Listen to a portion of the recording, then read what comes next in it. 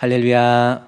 우리 옆에 계신 분 인사 한번. 모처럼 이제 많은 성도들이 모였는데, 저 중위층까지 다 모였는데, 모처럼 안녕하세요, 반갑습니다. 인사 한번 합시다. 안녕하세요, 반갑습니다. 이제 내일부터는 실외에서는 마스크를 벗어도 되고 그렇습니다. 근데 실내에서도 빨리 좀 해결이 돼야 좀 여러분 이쁜 얼굴 좀 볼 수 있는데 그래요. 자, 오늘 하나님께서 우리에게 주시는 말씀의 대목은요, 가정의 달 맞이해서 자녀를 복되게 하는 부모가 되자라고 하는 말씀을 가지고 잠깐 말씀을 살펴보고 은혜를 나누고자 합니다. 여러분이 부모로서 우리의 자녀들, 한번 어린이 주일이니까, 자녀 주일이니까 한번 나에게 하나님께서 선물로 주신 우리의 자녀들을 한번 생각해 보시고요, 그 자녀들에게 내가 과연 복의 근원이 되는지, 아니면 나로 인해서 내 후손들이 살아보려고 그렇게 하는데도 인생을 힘들게 살고 있지는 않는지 좀 살펴볼 수 있는 시간. 그래서 우리 주분교회 성도들은 모두가 다 여러분의 자녀들에게 복의 근원이 될 수 있는, 자녀를 복되게 하는 부모가 되시기를 우리 주님의 이름으로 축원드립니다. 한번 좀 따라합시다. 자녀를 복되게 하는 부모가 되자. 그래요. 여러분 부모 때문에, 나 때문에 내 후손이 잘 돼야 되는 거예요. 어느 부모든지 자기 후손이 잘 되는 거, 그거 다 바라는 소원입니다. 그렇죠? 나는 좀 못 먹어도, 내가 좀 못 살아도 내 자식이 잘 되는 거, 이것이 부모의 소원 아닙니까? 여러분 어때요? 제가 그림을 한 장 여러분께 보여드릴 테니까, 이 그림이 성경에 나온 내용을 삽화해서 그림으로 한 건데, 저게 어떤 내용일까라는 겁니다. 자, 그림 보이시죠? 저게 어떤 내용일까라는 겁니다. 누구 좀, 이거는 어떤 내용입니다, 성경에 무슨 내용을 이야기하는 겁니다 라고 말할 수 있는 사람이 있습니까? 저 내용은 어떤 내용이냐면 이씨 가문에서 일어났던 일들이에요. 이름은 이삭, 그리고 이씨 가문의 아내 이름은 북한 여자인가 봐요. 리브가입니다. 그래서 이삭과 리브가가 결혼을 해서 아가를 낳았죠. 늦게 결혼했어요. 이삭은 늦게 결혼했는데, 결혼해서 아가를 낳는데, 이삭이 시간이 흐름에 따라서 창세기 27장 1절 말씀에 보면은 나이가 들어서, 사람이 나이가 들으니까 눈이 안 보이는 사람이 있고, 나이가 들면서 소리가 잘 안 들리는 사람들이 있어요. 근데 27장 1절 말씀에 보니까 이삭도 나이가 들어서 눈이 좀 잘 안 보이는 거예요. 그래서 창세기 27장 1절 말씀에서 눈이 보이지 않으니까 그때 이제 내가 죽을 날이 가까웠나 보다 해서 내 자식에게 내가 복을 빌어주는, 족장시대 때에 아버지가 아들에게, 큰아들에게, 장남에게 복을 빌어주는 축복의 행사가 있는데, 이제 내가 죽을 날이 가까웠으니까 내 아들, 큰아들이 누구예요? 이삭의 큰아들 에서가 있고, 둘째 쌍둥이 야곱이 있습니다. 그래서 당연히 큰아들한테 복을 빌어야 되잖아요. 그래서 큰아들을 부릅니다. 너 지금, 얘는 아주 몸이 털도 많이 있고 화살을 잘 쏘고 사냥을 잘하는 사람이거든요. 그래서 아버지가 그래, 마지막 유언처럼, 아들아, 너 지금 밖에 나가서 화살을 가지고 가서 짐승을 잡아가지고 그것으로 요리해가지고 맛있는 음식 해가지고 가져오너라. 그러면 내가 그 별미를 먹고 너에게 축복기도 해주겠다. 이런. 그래서 이 음식이라고 하는 것이요, 구약 이 족장시대 때 음식을 먹고 축복기도 해주는 거. 그래서 모여서 같이 음식 먹는 것이요, 성경적으로 참 복된 거야. 오늘 오후 예배도요, 그냥 도망가지 마시고 예배 드리고 같이 모여서 성도들하고 음식도 나눠 먹고 교제도 하고, 그리고 음식만 먹고 그냥 가면 물만 먹고 가지요 하는 그런 것처럼 안 되겠죠. 오후 예배 드리는 거예요. 그런데 그래서 이 짐승을 잡아서 가져오면 내가 축복기도 해주겠다 그래요. 그러니까 알았습니다 해가지고 화살을 가지고 밖으로 나가서 짐승을 잡게 나가요. 근데 그 장막 밖에서 그 이삭의 아내 리브가가 그 소리를 들었어요. 그래서 그 소리를 듣고 갑자기 둘째, 즉 에서의 동생 야곱을 부릅니다. 야곱아, 야곱아, 너 이리 와봐, 이리 와봐.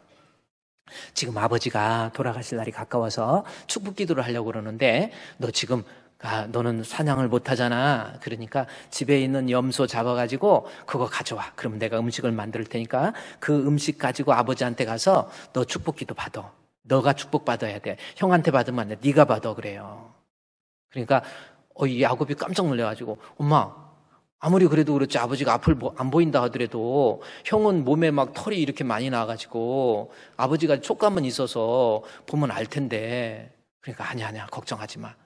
그리고 아버지가 아직도 냄새도 형은 사냥하는 사람이니까 옷도. 그래서 어머니가 형 방에 가가지고 에서가 입던 옷을 가지고 와서 동생 야곱한테 딱 입혀주고, 그 다음에 아버지한테 형은 몸에 털이 있는데 나는 어떡하라고 그랬더니, 그럼 우리가 잡았던 그 염소를 가지고 여기 팔에다가 감고 목에다 감고, 그리고 네가 형인 척하고 네가 축복기도 받아야 돼.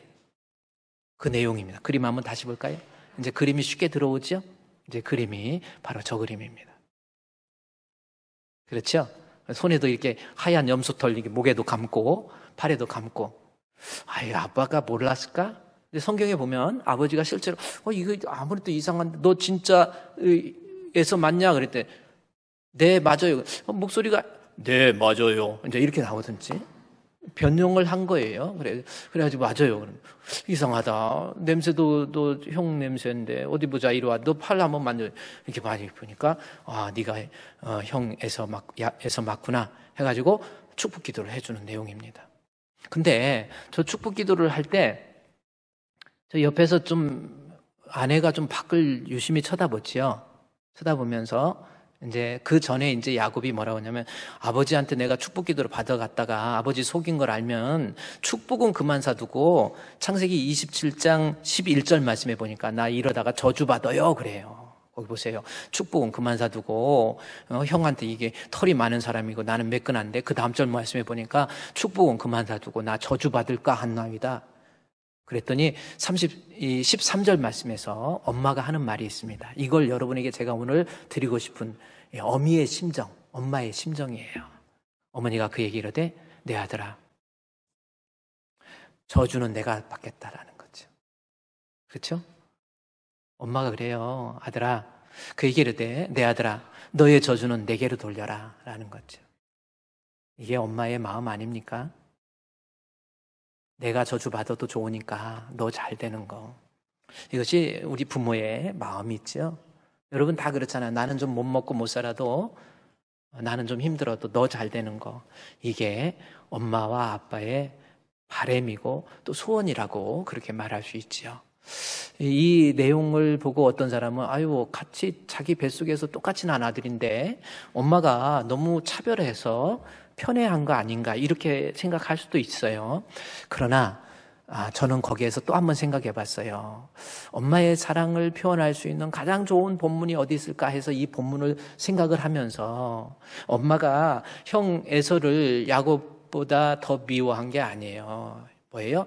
엄마 입장에서 볼 때 형은 어떤 사람입니까? 몸에 막 털도 있고 남자다운 거예요. 이런 성화 같은 데 보면 막 활을 들고 막 웅장하게 생긴 사람이 바로 이 에서입니다. 내 뱃속에서 났지만 에서는 지 튼튼해. 그때 살 수 있는 방법은 뭐냐면 사냥해서 먹고 사는 거거든요. 그러니까 큰아들 에서는 가만 놔둬도 지 어디 나가서 지 먹고 살아. 내 둘째 에서는, 야곱은 그렇지 않았어요. 몸도 매끈매끈하다라는 것이 뭐 피부가 좋다 그 뜻이 아니라, 얘는 가서 뛰어놓으면은 아빠 엄마 없으면 얘는 죽을 것 같아. 뭐 먹고 살겠어. 사냥하다가 뭐 조금 큰 짐승이 나타나면 사냥 쫓다가 지가 도망가는 형편이 돼버리고. 그러니까 얘는 아무래도 엄마 입장에서는 형은 내가 안 도와줘도 살 수 있는데 동생 야곱은 내가 안 도와주면 죽을 것 같아요. 그래서 너 방법이 없어. 그래, 형은 그날 살만하니까 너 아버지한테 축복이라도 받아야 돼. 이게 엄마의 마음이라는 거죠. 어느 자식을 더 사랑하고 어느 자식을 좀 미워하고 이런 건 아닙니다. 똑같이 사랑하는데 어느 자식이든 잘 되기를 바라는 거, 이것이 부모의 심정이에요. 여러분 자식들 중에 큰아들, 둘째 아들, 뭐 셋째 아들, 넷째 아들, 뭐 딸들 있고 있는데 그 자식 중에서 누가 제일 사랑스럽다, 뭐 그렇게 표현을 할 수 있지만 속으로 깊이 들어가면은 오히려 약한 형제, 약한 자식이 더 관심이 가고 사랑이 가는 거예요. 이게 부모 마음입니다. 이것은 천륜적인 거기 때문에 내가 뭐 위선적으로 그게 아니에요. 부모는 내가 잘못돼도 저주를 받아도 네가 잘 되면 그것으로 부모는 행복해하는 거예요. 이것이 어머니의 마음이고 이것이 아버지의 마음입니다. 여러분도 똑같죠? 여러분 자식이 잘 되는 거 여러분 원하고 있지요? 근데 자식이 잘 되게 하기 위해서 부모로서 성경에 나온 대로 하고 있습니까? 한번 생각해 보라는 거죠. 자식이 잘 되기 위해서 온갖 방법 다 동원해가지고 그냥 어떤 요즘 가정의 달에서 신문 같은 데 보면요. 이 칼럼으로 써놨는데 부모가 한 달에 수입이 한 200만 원밖에 안 되는 어려운 가정인데 자식한테 교육시키는데 교육비가 350만 원 들어간대. 그걸 소위 영끌이라고 그래요. 막 끌어다가 돈으로 어떻게 해서 이 아이를 가리키려고 하고 막. 자기는 못 먹으면서 자식 이름으로 적금 넣어갖고 나중에 시집갈 때 주려고 그러고 결혼할 때 주려고 그러고. 이게 부모 마음이에요. 어떻게든지 너는 잘 되고 너는 잘 먹고 잘 살고. 그러나 그렇다고 잘 됩니까? 아니라는 거죠.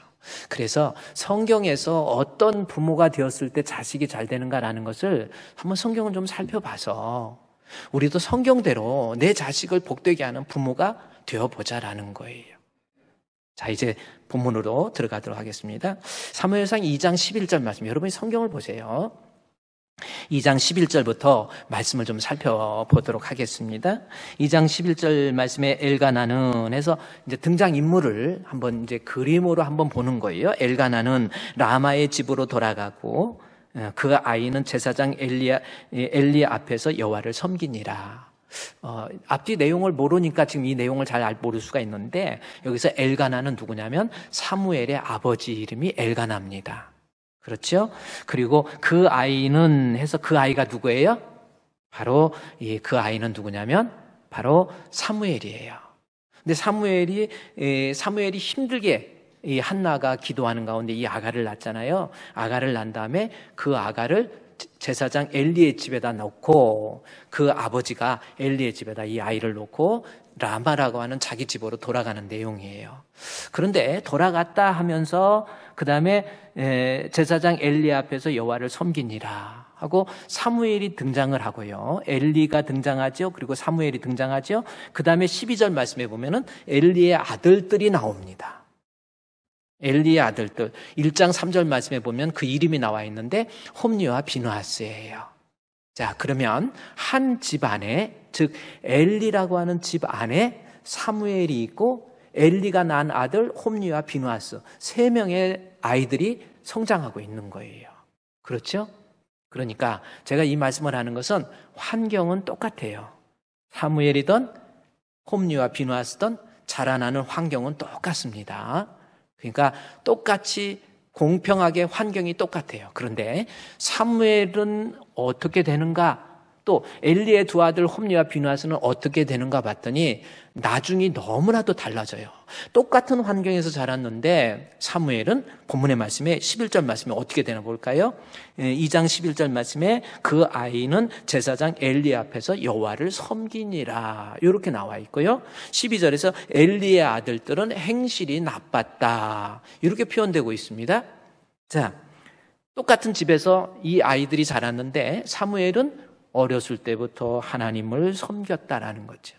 근데 여기서 섬김이라는 단어가 이 히브리어에서 어떤 걸 얘기하냐면 우리가 생각한 것처럼 이제 애기 젖된 지 얼마 안 된 거예요. 이 아이가 가서 뭐 제사장 일하는 데 가서 뭐 일했다 이 뜻이 아닙니다. 젖을 떼는 그 순간인데도 불구하고 이 아이의 마음속에서는 하나님에 대해서 예수님, 이때 당시 하나님에 대해서, 하나님의 뜻에 대해서, 하나님이 어떤 분인지, 하나님을 경외하고, 하나님을 믿고, 하나님을 사랑하고, 하나님을 의지할 줄 아는 아이로 자라났다라는 겁니다. 아이가 그렇게 됐어요. 그러다가 이렇게 자라면서 나중에 그 아이가 어떻게 됐나 한번 잠깐 들여다보면 2장 26절 말씀에 보면은 그 아이가 어떻게 됐냐면요. 26절 말씀에 아이 사무엘이 점점 자라나지요. 자, 엘리 집에서 자라나는 거예요. 어렸을 때부터 하나님 사랑하고 하나님 의지하는 믿음을 가진 아이로 자라나더니 점점 자라매 나중에 결론이 어떻게 됩니까? 여호와와 사람들에게 은총을 더욱 받더라. 이 말씀이 나옵니다. 그래서 은총을 더욱 받았다라는 것은 리스펙트, 존경, 아낌받고 사랑받고 존경받았는데 누구에게 아낌받고 사랑받고 존경받았는가 봤더니 여호와 하나님과 사람들 앞에서 존귀한 자가 되어서 아낌받고 사랑받고 존경받았다. 사무엘이 이렇게 자라나서 나중에 끝은 그래서 사람 앞에 존귀하게 은총을 입었다라는 것은 이때 당시에 사사시대의 마지막 300년의 끝을 맺는 마지막 사사가 돼요. 사사시대의 사사는 누굽니까? 그 당시에 그 백성의 지도자, 오늘날 얘기하면 그 지역의 대통령이에요. 그러니 사무엘은 대통령이 된 거예요. 그것을 본문에서는 사사, 이스라엘 사람들 앞에서 은총을 입은 모습. 사람에게만 높은 자리에 올라가 존귀하게 된 것뿐만 아니라요, 하나님 앞에서, 여기 여호와 앞에 나왔죠? 여호와께 사람에게, 여호와와 사람에게, 여호와 하나님 앞에 은총을 입었다. 이것은 뭡니까? 나중에 이 사무엘은 그 마지막 시대의 사사가 되어서 많은 사람으로부터 아낌받고 사랑받고 존경받을 뿐만 아니라 마지막 이 사무엘이 선지자가 됩니다. 구약시대의 선지자로서 이제, 그리고 제사장으로서, 그래서 사람 앞에서, 이때 당시 제사장이라고 하는 것은요, 이때 제사를 지내고 이 제사장 시대 때, 왕정 시대 이전에 이 제사장은 이건 아무나 올라가는 자리가 아니에요. 보통 자리가 아니에요. 그러니까 인간적으로 하나님과 사람 앞에서 얼마나 높은 자리에 올라갔는지. 높은 자리에 올라갔다고 꼭 잘된 건 아닌데 어쨌든 하나님과 사람 앞에서 존경받고 아낌받고 사랑받을 수 있는 그 아들이 솔로몬이 된 거예요. 이 사무엘이 된 거예요. 근데 이 사무엘이 나중에 어떤 특징이 있느냐면요, 아주 하나님 앞에서 은총을 입었다라는 그 말씀 속에는 어떤 의미가 있냐면, 여러분 이스라엘 백성이 애굽에 들어가서 430년을 살아요. 노예로 삽니다. 그리고 출애굽에서 40년 동안을 살게 돼요. 광야 생활을 합니다. 광야 생활을 끝나서 가나안 땅에 들어가서 사사 시대가 시작돼요. 지도자가 없이 사사가 지도자가 되어서 사사들이 다스리는 거예요. 그 시대가 300년입니다. 사사시대 300년, 그리고 사사시대에 끝나고 왕정시대가 490년입니다. 그런데 이때는 언제냐면 지금부터, 우리가 살고 있는 이 지금부터 3000년 전에 사사시대의 끝부분, 왕정시대가 시작되기 전에 약 3000년 전이에요. 다윗 왕이 오기 전에 약 3000년 사사시대 끝부분에 이 마지막 사사가 사무엘입니다. 그런데 이 끝부분이라는 것이 하나님 앞에 존귀하다는 것은 어떻냐면, 사사시대 같이 암울한 시대가 없었거든요. 암울하고 침울하고 죄악이 관영되고 하나님의 뜻보다는 자기의 소견대로 살아갔던 그 암울한 시대를 문을 닫고 왕정시대의 문을 열어서, 그 왕정시대의 문을 여는 하나의 브릿지 역할을 감당한 사람이 사무엘이에요. 그러니까 하나님 앞에서 어두움과 그 흑암의 그 암울했던 영적 그 폐역의 시대를 닫고 왕정시대의 문을 열어서 그 다윗 왕으로 하여금 왕으로 세움을 받아서 다윗 왕을 통해서 우리의 인류의 구세주가 되신 예수 그리스도를 오시게 만드는 아주 중요한 역할을 감당한 사람이 바로 사무엘이에요. 그러니 하나님과 사람 앞에서 이만큼 인생적으로 보고 출세하고 인정받고 존귀한 사람이 성경의 다른 인물, 제가 볼 때는 사무엘이 제일인 것 같아요. 하나님과 사람, 제사장이었죠, 사사였지요, 그 다음에 선지자였지요. 그래요. 오늘날까지 다윗의 자손 예수 그리스도를 통해서 우리로 하여금 구원받도록 만들어주는 하나의 브릿지 역할을 감당했던 사람이 사무엘이라고 하는 거예요. 대단한 인물이죠. 여러분도 사무엘과 같은 아들이 있으면 참 좋겠어요. 그렇죠? 얼마나 귀합니까? 이 사무엘이 다.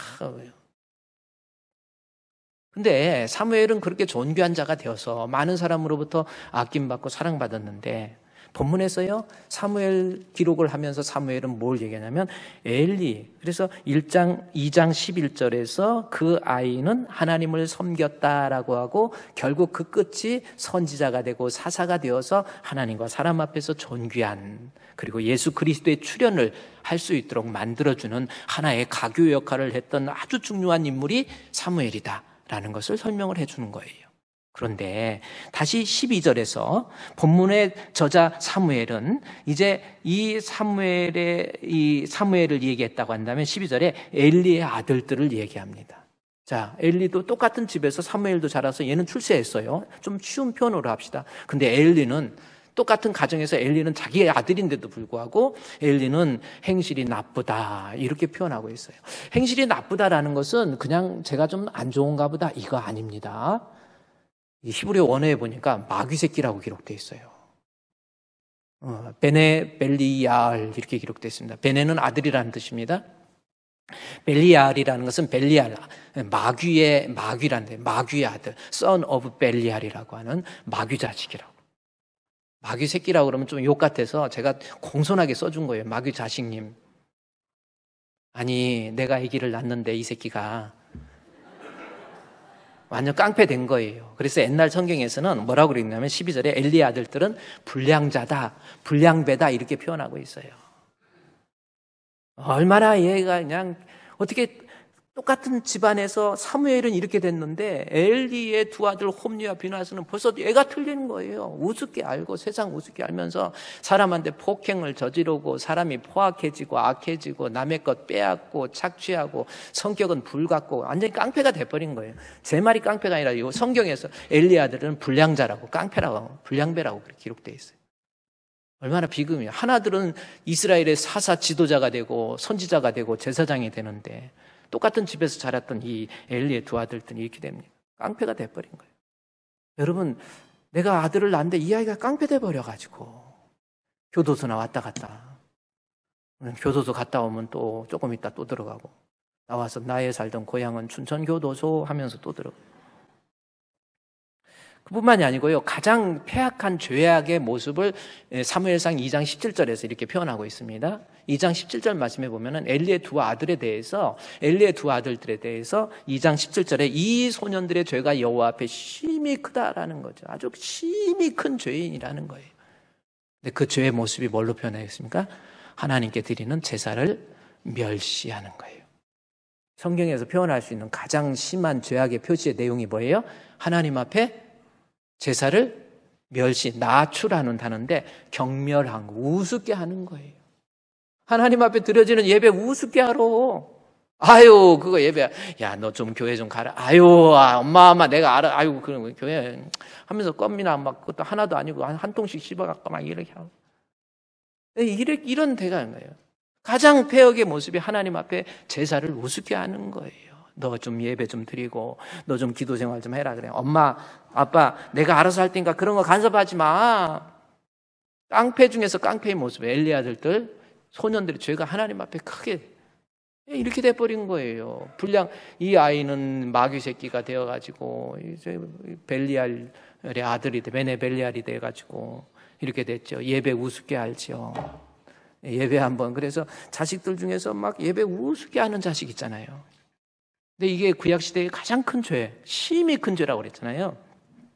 뿐만이 아니고 22절 말씀에 한번 여러분이 보세요. 이 아들이 어떻게 되는지 22절 말씀에 엘리가 매우 늙었더니 그의 아들들이 온 이스라엘이 행한 모든 일과 회막문에서 수종드는 여인들과 동침하고 그래요. 아유, 이건 뭐 하나님 멸시를 해도 그냥 멸시하는 게 아니라 하나님 우습게 하는 거예요. 하나님을 경멸한다고 나중에 표현하고 있거든요. 하나님을 경멸해버려요. 백성들이 제사 지내러 고기를 가져오면은 그걸 삶아서 기름을 빼서 하나님께 드리는데 벌써 하나님 앞에 드린 거를 이 아들 홈리와 비나스는 지가 사환을 시켜가지고 삼지창을 가지고 찍어봐가지고 걸려 나오는 거. 이것은 뭐 익은 걸 골라갖고 지가 먹어. 내가 오늘 가능한 말을 좀 좋게 하려고 그랬는데. 하나님 앞에 제사 우습게 알고요. 하나님 예배 우습게 알고 하나님 앞에 드려지는 예배, 찬양, 뭐 봉사, 아이고 엄마 그런 걸 왜 해? 뭐 그런 거야. 그러더니 나중에 22절에 제사장 그 성전 안에서 수종도는 여인들 건드려낸 거예요. 예, 오늘 우리말로 성폭행한 거예요. 성폭행. 이거 하나님을 향해서요 엄청난 경멸입니다. 그러다가 나중에 어떻게 되는지 아세요? 그러다 나중에 어떻게 되냐면 이 아이들이 나중에 31절 말씀해 보니까 결국은 나중에 멸문지화를 당해. 이 아들 때문에 31절 말씀에 중간에 내 집에 또 오인이 없게 되고 다 단사해버리는 거죠. 일찍 죽어버린 거예요. 32절 말씀에 이스라엘 모든 복을 내리는 중에 내 처소에 환난, 집안에 자꾸 이 새끼 때문에, 이 아들 때문에, 내가 난 아들 때문에 가정에 환난이 자꾸 우환이 닥치기 시작하고 33절에 내가 난 자식이기 때문에 내 마음 슬프게 할 것이고 내 집에서 출산되는 모든 자녀가 젊어서 죽어버린다. 이거요. 얼마나 비극입니까? 자식을 낳는데 자식이 이렇게 돼버렸으니 이게 얼마나 큰 문제예요. 참 안타까운 모습 아닙니까? 나중에요, 4장에 가서 보면은요, 나중에 이 사무엘상 이 4장에 가서 보면요, 이 사무엘상 4장에 가보세요. 뭐 좀 넘어가서 이 18절 말씀해 보니 4장 18절 말씀해 보니까 이 아들들 때문에 하나님의 괴를 이제 블레셋과 전쟁에서 뺏기게 되니까 엘리가 자기 의자에서 뒤로 넘어져서 문 곁에서 목이 부러져서 죽어버리는 거예요. 아버지가 아들 때문에 결국은 목 부러져서 죽어버리지요. 그뿐만이 아니에요. 19절에 그의 며느리, 그러니까 비누아스, 홈리와 비누아스가 있는데 비누아스의 아내가 임신을 해서 아기를 낳는데 괴를 빼앗겼다는 것을 듣고 시아버지와 남편이 죽은 것을 듣고 갑자기 막 배가 갑자기 산통이 일어난 거예요. 그러면서 막 죽어갈 때 했지만 나중엔 죽습니다. 아기 낳다가 죽어요. 근데 죽어갈 때 마지막으로 한 말이 뭔지 아세요? 하나님 앞에 두려움이 있어가지고 27절에 여호와의 영광 이르기를 영광이 이스라엘에서 떠났다 하면서 막 태어나면서 죽어가면서 그 아들의 이름을 이가봇 하고 죽어요.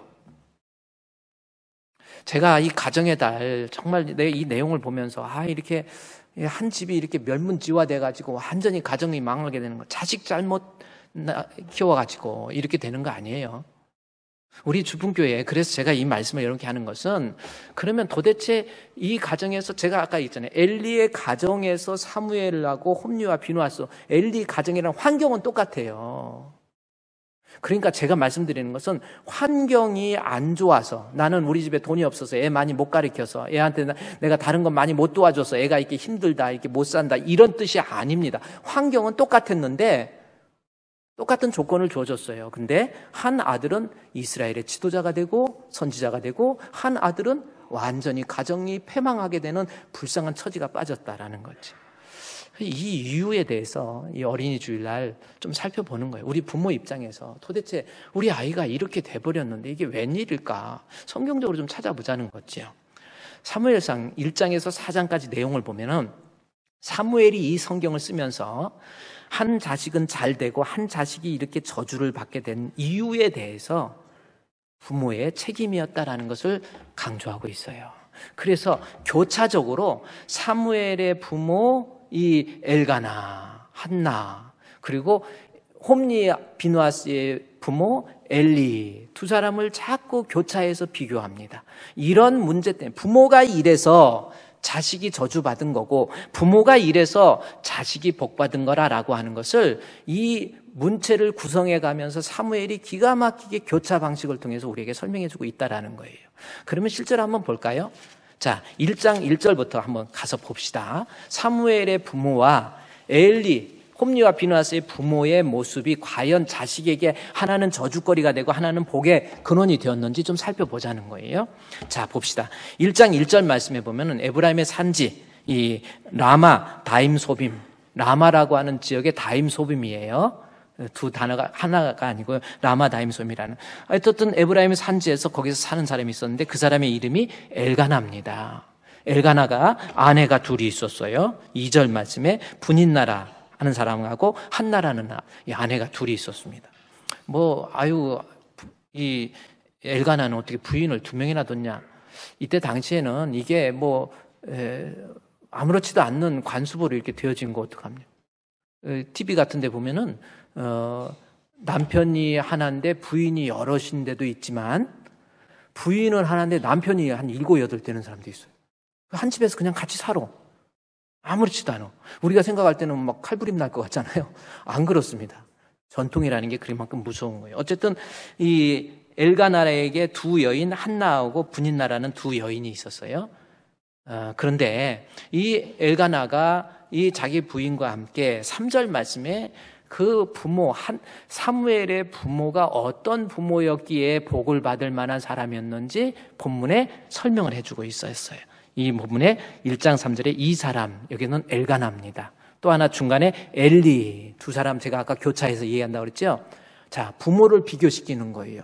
엘가나는 어떤 사람이었냐면 1장 3절 말씀에 복받을 만한 준비가 충분히 자식이 복되게 될 만한 준비를 하고 있었다라는 거죠. 1장 3절에 보면은 엘가나는 어떤 사람이죠? 이 사람은 매년 자기 성읍에서 나와서 실로에 올라가서 만군의 여호와께 예배하며 제사 드렸는데 두 아들의 엘리의 두 아들 엘리는 그렇지 않았어요. 자, 본문에서 결국은 부모가 자식에게 복이 되기 위해서 하나님 앞에 본문에서 강조하는 것이 뭐니까 하나님 앞에서의 제사예요. 제가 여러분 성도에게 제가 목회를 하면서 이제 목사도 욕심 버리고요. 하나님 앞에 정직하게 우리 성도의 영혼을 천국으로 인도하는 것 이것만이 목회자의 목적으로 남아야 그래 되잖아요. 목사도 심판받을 사람인데 세상에 다니면서 폼 재고 사람들 모아놓고 궁중 막 모아놓고 와 가지고 그러다 하나님 영광 갈취해서 헤롯처럼 충이 먹어 죽으면 안 되거든요. 근데 제가 목회하면서 성도들에게 꼭 하고 싶은 말은요. 스승의 주일날도 얘기했지만 성도에게 제일 중요한 건 예배예요. 내가 진짜 하나님 사랑한다면 예배입니다. 그게요. 열왕기상 솔로몬의 이야기에서도 나오고요. 그래요. 엘가나가 하나님 앞에 제사를 드려요. 그런데 제사 드리는 걸 한번 가만히 봤더니 어떻게 드리는가 봤더니 본문에서 이 사람이 제사를 지내는데 어떤 제사였는가라는 것을 설명을 해줍니다. 그런데 보니까 매년이라는 것은 율법에 나온 대로 정규 예배, 오늘날 얘기하면 정식 예배, 주일 예배 매년입니다. 그리고 매년 하나님 앞에서 제사를 드리는데 정해진 제사는 하나님 앞에 빠짐없이 철저히 드리는 거예요. 매년 자기 성읍에서 나와서 실로로 올라가서 우리는 그냥 넘어갈 수 있는 내용이 아니에요. 자기 성읍에서 나왔다. 여기 자기 성읍은 지금 자기 고향 라임이라는 지역입니다. 라마라고 하는 지역 다임 소비입니다. 1절에 나와 있죠. 라마라고 하는 지역이에요. 라마라고 하는 다임 소빔. 아리마대 다임 소빔이 아리마대로 신약에서 번역되죠. 그래서 아리마대 요셉 여기 다임 소빔에서 나온 거예요. 근데 라마에서 본문에 그 성읍에서 실로까지 거리가 얼마나 될까? 40km예요. 제가 지도에서 여러분 유튜브에서 쳐보면 라마에서 이 실로까지의 거리가 40km입니다. 근데 그 길이 되게 척박해요. 산 넘고 물 넘고 거기에다 제사를 지내기 위해서 보세요. 제사 지내기 위해서 짐승들을 끌고 가야 돼요. 그러니 걸어서 이끌고 가서 4일은 좋게 걸리는 거리입니다. 그 거리를 산 넘고 물 넘고 뭐 하기 위해서? 예배 드리기 위해서, 제사 지내기 위해서. 그만큼 이 사무엘의 아버지, 어머니 마음속에서 하나님 앞에서의 예배라고 하는 것, 제사라고 하는 것을 얼마나 성실히 드리냐.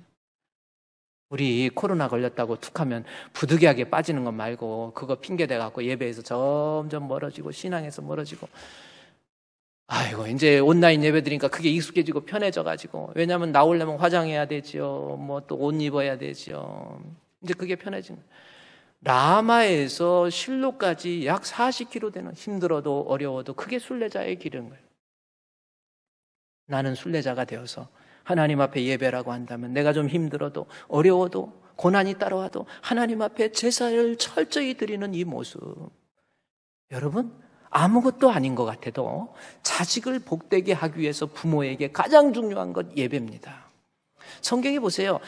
창세기에 나와 있어 아브라함이든 이삭이든 야곱이든 홍수에서 나와서 노아든 하나님 앞에 제사. 반드시 제사가 나와요. 하나님께서 이 백성을 만든 것도 하나님께 제사 지내라고 성경에 나와 있어요. 이스라엘이 출애굽하면서 바로왕한테 한 말이 뭔지 아세요? 우리로 하여금 여기에서 나와서 저곳에 가서 제사 지내게 해달라. 제사가 목적이었다. 여러분 이 한나와 이 엘가나는 하나님 앞에서 이 제사는 철저하게 그러니 자식이 복을 받지요. 엄마가 아빠가 툭 하면 예배 빠지고 예배 우습게 알고 아이고 뭐 이제 슬슬 주일 뭐 그냥 뭐 주일은 그만 산다 금요일 빠지더니 수요일도 손대고 나중에 주일 오후도 손대더니 나중에는 주일까지 감히 손대고도 아무런 겁도 없어요. 마귀가 만든 강팍한 마음을 인해서 라마에서 실로까지. 그런데 또 하나 눈여겨봐야 될 것은 라마에서 실로까지 매년 내가 하나님 앞에 드려지는 제사라고 한다면 매년 언제든지 드려지는 예배 나 섬기는 자는 나 있는 곳에 그도 거기 있으리니 그 사람 결석했나? 아니에요. 여지없이 하나님 앞에 드리는 예배 현장에 주여 하고 있는 거예요. 그냥 예배 드립니까? 본문에서 제사를 뭐라고 표현하고 있어요? 분인나 이 한나와 엘가나가 드린 예배를 제사를 뭘로 표현하고 있어요? 앞에 나와 있죠. 여호와께 구약시대에 쓰지 않는 단어예요. 예배입니다. 제사가 그냥 형식적인 제사가 아니라 하나님 앞에 마음도 드리고 뜻도 드리고 정성도 드리고 우리 주님과의 깊은 영적 교제를 이룰 수 있는 예배로 드려졌다라는 것을 이야기하는 거예요. 이것이 내 자식을 복되게 하는 부모의 모습이에요. 하나님 앞에 예배 철저한 거예요. 내가 드리는 이 예배 하나님 찬송을 드려도 여러분 마스크를 껴서 찬송하기가 좀 힘들어도요. 교회에 오셔서 찬송을 드려도 하나님이 받으실 만한 찬송 이게 예배, 제사가 예배로 표현될 만큼 내 마음의 심령을 통해서 주 예수 이름 높이여 다 찬양하여라 금멸유관을 드려서 만유의 주 찬양 하나님 앞에 예배를 드려도 제사를 지내도 이 사무엘의 아버지 어머니 구약시대의 제사인데도 불구하고 주여 받아주옵소서 주여 이 예배를 받아주옵소서 부모가 믿음 안에서 여러분 한번 자기 자신 돌아보세요. 정말 툭하면 진짜 코로나 핑계대고 많이 한 3년 코로나 은혜 가운데 3년 쉬었어요. 3년 정도 됐나요? 2년 좀 넘었죠? 이제 그러지 마세요. 내 자식 복되게 하는 거, 내가 이 아이를 그냥 다른 거 아니에요. 그냥 공부시킨다고 좋은 학군으로 옮기고 다 해보세요. 인류대학 나왔다고 잘 됩니까? 너무 공부 안 시켜도 돼. 공부도 여러 일 중에서 그게 은사지. 공부를 시켜야 되는 애들은요, 그냥 놔두고 공부가 재밌는 사람들 그냥 공부시켜. 근데 안 되는 거를 너는 안 되는 거 이렇게 해야 된다. 너 왜 그렇게. 이거 아니잖아요. 공부한다고 공부 많이 해가지고 해서 공부 잘해서 선생님 되면 선생님이 나쁘다는 게 아니라 선생님 돼봐야 고생 똑같아. 공부 많이 하고 박사학위 따가지고 이래가지고 방 안에 있으면서 연구원 돼갖고 얘가 안경을 무슨 잔망경인가 이런 거 쓰고 이거 연애도 못해. 좀 재밌게 사람이 애인도 만나고 만나자 이리 와 너 이리 와 이리 와 쿵쿵쿵 이래도 하고 좀 이런 표현이 있어야 인생이 재밌는데 이거는 잔망경 쓰고 너 결혼 안 하냐 그래. 재미없어. 너무 공부 잘했네. 꼭 제 얘기하는 건 아닌데 재미없어요. 그러니 이런 거 저런 거 시켜서 애를 출세하게 만들려고 하지 말고 사무엘처럼 엄마가 아빠가 하나님 앞에 예배부터 예복하세요. 네? 성경에 나온 대로 그렇잖아요. 내가 힘들어도 그래 라마에서 이 실로까지 40km 돼도 힘들어도 그래 가자 주님 앞에 가자. 저 멀리 벼는 나의 시온성 순례자의 길이잖아요. 바로 그런 모습이었다라는 겁니다. 또 하나 모습을 볼까요? 엘리는 그 대신 3절에 엘리는 매년 때마다 빠지지 않고 자기 성읍에서 나와서 실로까지 그것도 올라간다는 표현을 하잖아요. 힘들어도 올라가는 거예요.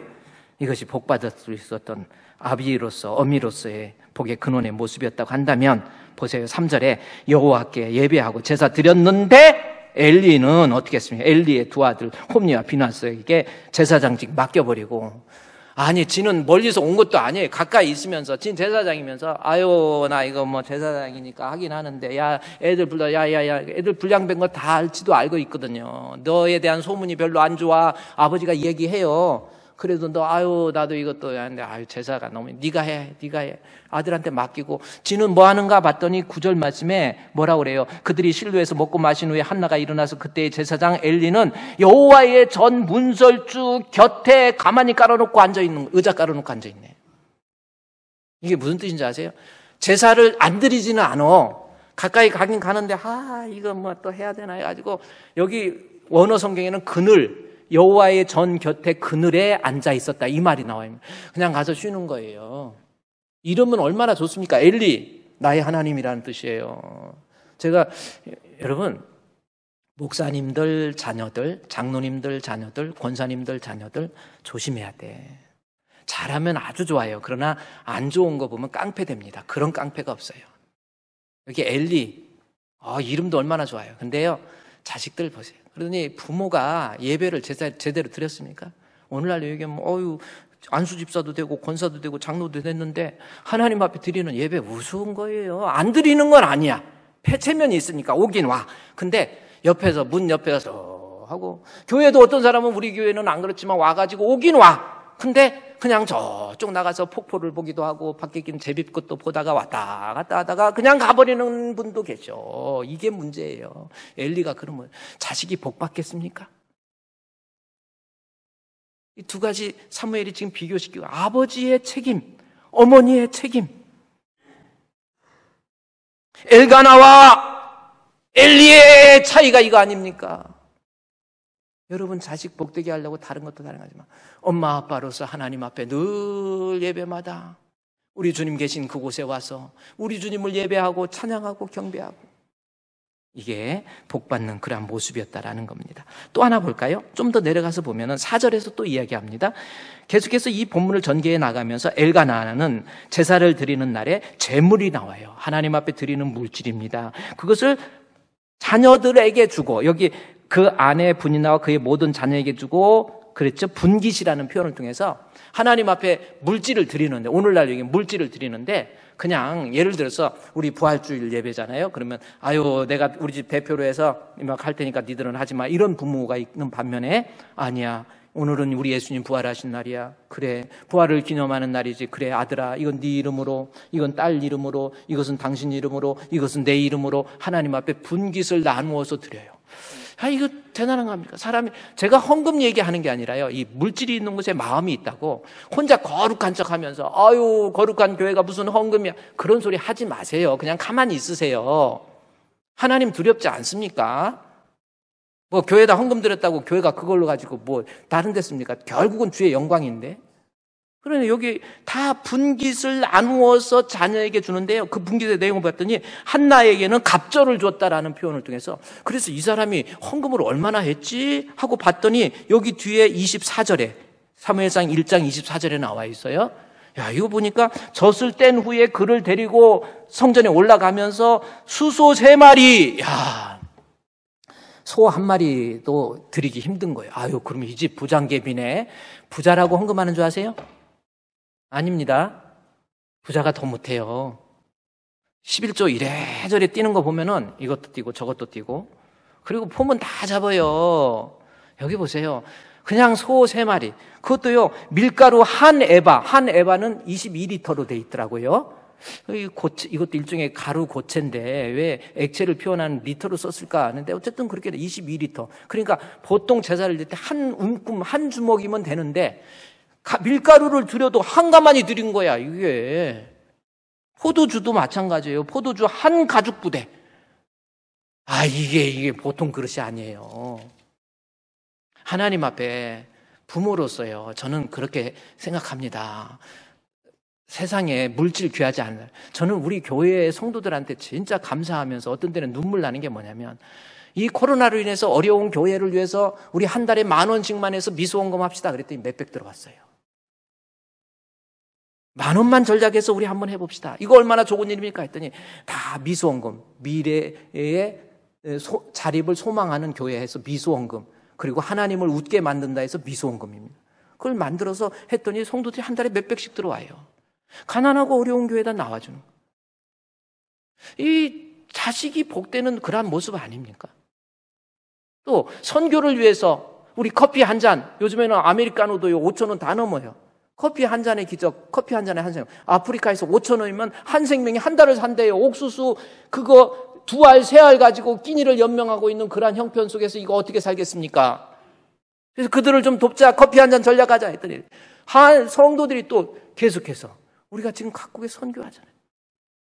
지금 이제 코로나가 끝나니까요, 지금 해외에 복음을 듣지 못하는 암울한 그곳에 우리 교회를 세웁시다 했더니 지금 선교해달라고 그냥 이 가방에다가 현금 깎아가지고 2천만 원씩 세 분이 갖고, 제가 이 돈까지 배웠는데 나중에는 5천만 원 한 분이 또 내고, 그 헌금 지금 다 있어요. 성도들이 선교하라는 거 목사님이 개인적으로 쓰는 줄 아세요?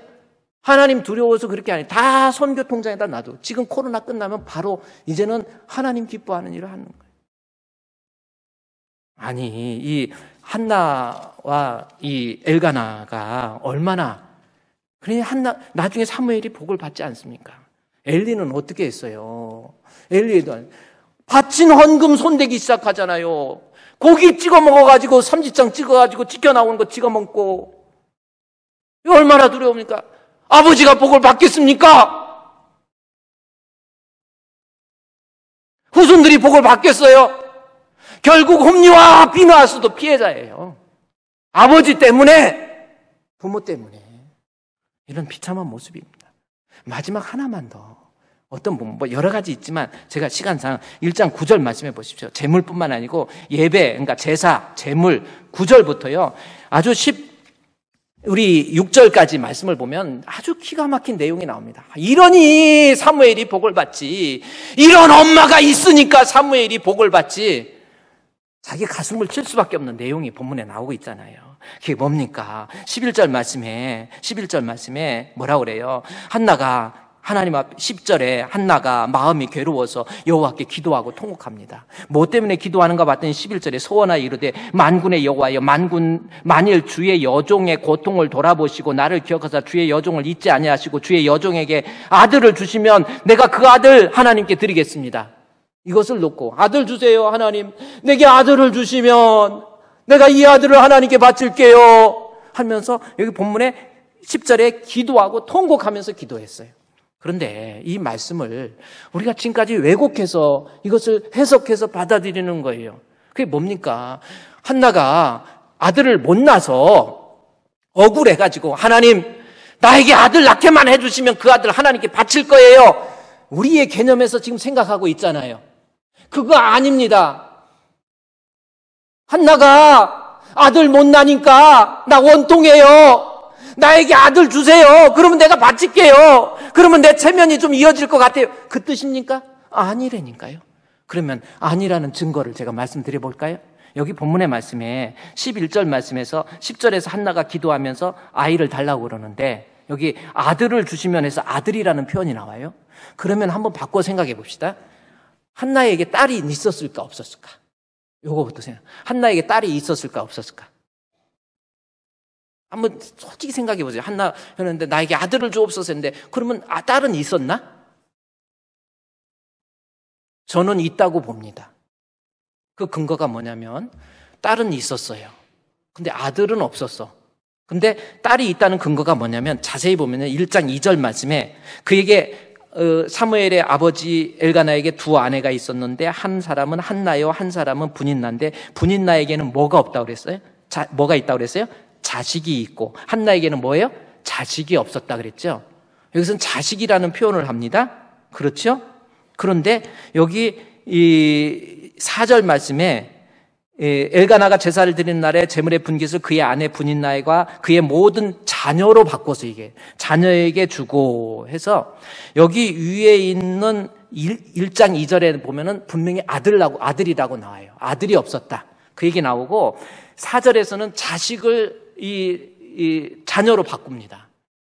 다시 말해서 한나에게도 아들은 없었지만 딸은 있었다라는 것. 우리가 얼마든지 유추해서 해석할 수 있는 내용입니다.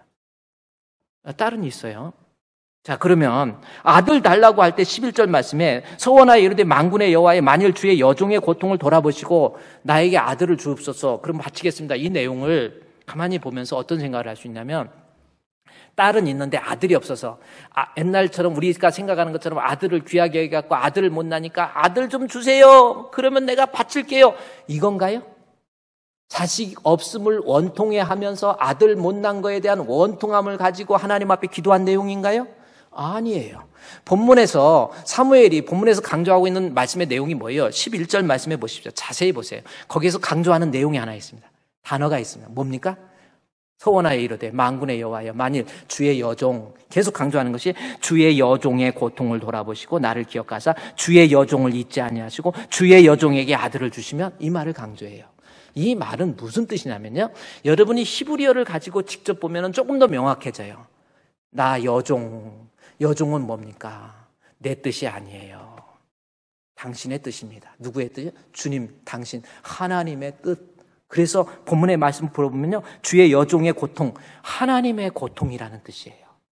내가 지금 고통하고 있는 거, 내가 지금 원통해하고 있는 거, 내가 지금까지 통분히 여기고 있는 거, 당신의 고통이고 당신의 통곡이고 당신의 아픔이지요 라는 고백이라니까요. 그러면 이 말씀이 뭐냐면, 여기서 주의 여종이라는 것은 내가 아들 달라는 거, 내 고통, 내 원통함, 내 억울함, 이런 것이 아니라 하나님의 고통, 하나님의 억울함, 하나님의 탄식, 이 뜻이에요. 그것 때문에 자식 달라는 거예요. 그거에 대해서 한나가 직접적으로 이야기합니다. 나중에 막 기도하니까 엘리가 너 미쳤니? 그러니까 한나가 15절 말씀에서 뭐라고 그래요? 15절 마지막 줄에 너 포도주 먹고 취했니? 그러니까 여호와 앞에서 내 심정을 뭐예요? 하나님 심정 통해, 하나님 마음을 통한 것뿐입니다. 그러면서 원통함과 격분함 이야기를 하는 거예요. 그래서 한나가 아들을 달라고 하는 것은 자기 아들 없는 부족함에 대한 간구가 아니라, 그 원통함이 아니라 하나님의 원통함을 같이 쉐어하고 있는 거예요. 하나님의 원통함이 뭡니까? 하나님과 통했다고 그랬잖아요. 뭐가 통한 겁니까? 지금 하나님이 이스라엘 백성이 출애굽해서 40년 광야 지내고 300년 동안 사사시대, 그야말로 자기 소견대로 나 하나님 없어도 삽니다, 하나님 앞에 패역하고 하나님을 저항하고 하나님을 밀쳐버리고 내 뜻대로, 내 생각대로, 내 혈기대로 포악하고 잔인하게 살아가고 있는 모습이 사사시대예요. 아무도 내 마음을 대신해 줄 선지자가 없는 거예요. 제사장이라고 하나 있긴 있는데 엘리 제사장마저도 하나님을 대신하는 제사장이 되지를 못하는 거예요. 이것을 놓고 하나님께서 야 한나야, 너만 아들 없니? 나도 내 마음을 대신할 아들이 없어. 이 시대가 너무나도 암울해. 이 시대가 너무나도 무너졌어. 너무나도 패역해. 내 말 대신할 선지자 없고, 나 대신할 제사장 없고, 나도 아들 없어. 그 하나님에 대한 애통과 울분과 통분을 한나가 앓은 거예요. 그래서 한나가 아들 없으니까 내 아들 주시옵소서, 그 뜻이 아니라 하나님 아들 없음을 알고 주여, 주님의 뜻을 대신할 아들을 내게 주시면 내가 그 아들이 선지자가 되고 그 아들이 사사가 되어서 이 백성을 구원하겠습니다라고 하는 한나의 울분과 탄식이라는 거예요. 저는 여러분, 부모가 적어도 이 땅에 그때 당시의 시대상 300년 동안 암울했던 사사시대의 그 모습을 놓고 탄식하시는 하나님의 심정을 가슴에 품고, 엄마로서 하나님 나에게 아들 주면 그 아들이 하나님의 뜻을 대신할 수 있는 선지자로 키워보겠습니다라고 하는 한나의 뜨거운 간구와 울분과 통분이에요. 어디 아들 없어서 아들이나 좀 타고, 우리가 생각한 것처럼 아들 주기만 하면 내가 좀 미안하니까 하나님께, 그거 아닙니다. 이 시대의 아픔을 바라볼 수 있는 영안이 열려 있었던 거예요. 그러나 엘리는 어떻게 했습니까? 19절 말씀에 문설주 곁에 섰지요. 그리고 12절 말씀에 보니까 하나님 앞에 한나가 기도하는 걸 보고, 입술로 기도하는 걸 보고 엘리가 취한 줄로 알았다. 영안이 어두워져 버린 제사장. 그러니 영적으로 죽어버린 그 부모가 그 자식에게 복이 되겠냐는 거예요. 여러분이 자식을 복되게 하기 위해서는 제가 볼 때는요, 좀 이 시대의 아픔도 내가 가슴으로 좀 품을 줄 알아야 돼요.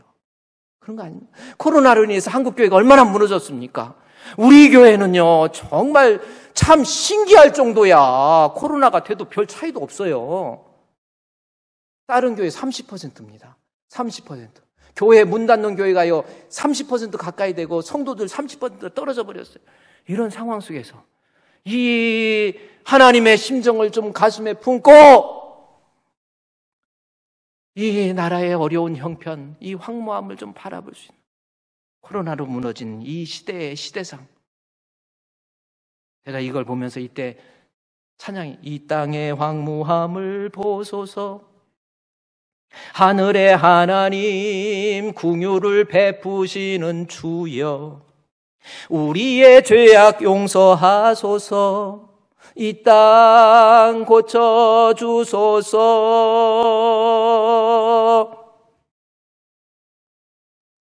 여러분 자식을 잘되게 하려면 내가 부모로서 하나님의 심정을 좀 이해 좀 하시고, 영안이 밝아져서 어두워져 있는 이 세상, 코로나로 무너져버리는 이 한국교회, 이제 우리 모두 하나 되어 이 땅에 무너진 기초를 다시 쌓을 때 우리의 우상들을 태우실 성령의 불 임하소서.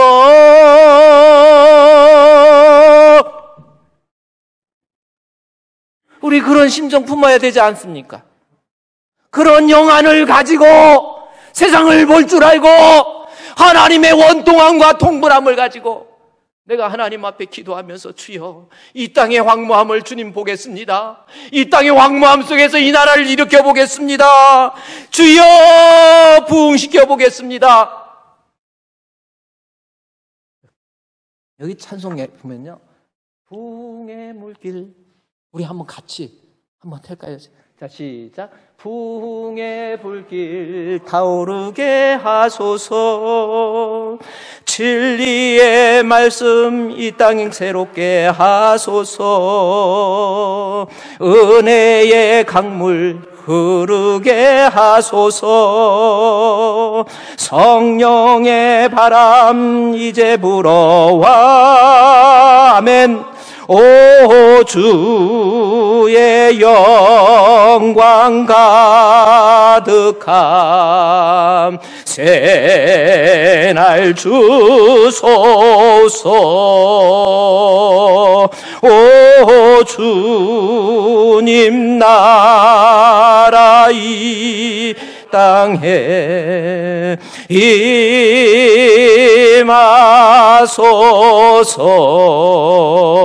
임하소서. 하나님의 원통함을 포용해야지 겨우 내 신앙 관리하기 급급해가지고 어떻게 자식에게 복의 근원이 되겠습니까? 오늘은요, 우리 자녀주의를 맞이해서 아버지 어머니가 자식에게 복의 근원이 되시기를 바랍니다. 예배부터 하나님 앞에 정직함을 회복하세요. 하나님 앞에 드리더라도 마음 드리고 뜻 드리고 정성 드리세요. 이 시대의 아픔을 밝힐 수 있는 영안을 좀 밝아져서, 영안을 좀 떠서 주님 원하시는 것이 무엇이고 내가 이 어지러운 형편 속에서 내가 할 일이 무엇인가를 좀 깨닫고, 이것이 내가 수백만 원씩 들여서 자식을 과외시키고 시키는 것보다 이 자식을 더 잘되게 하는 복의 근원입니다. 승리하시기를 주의 이름으로 축원드립니다.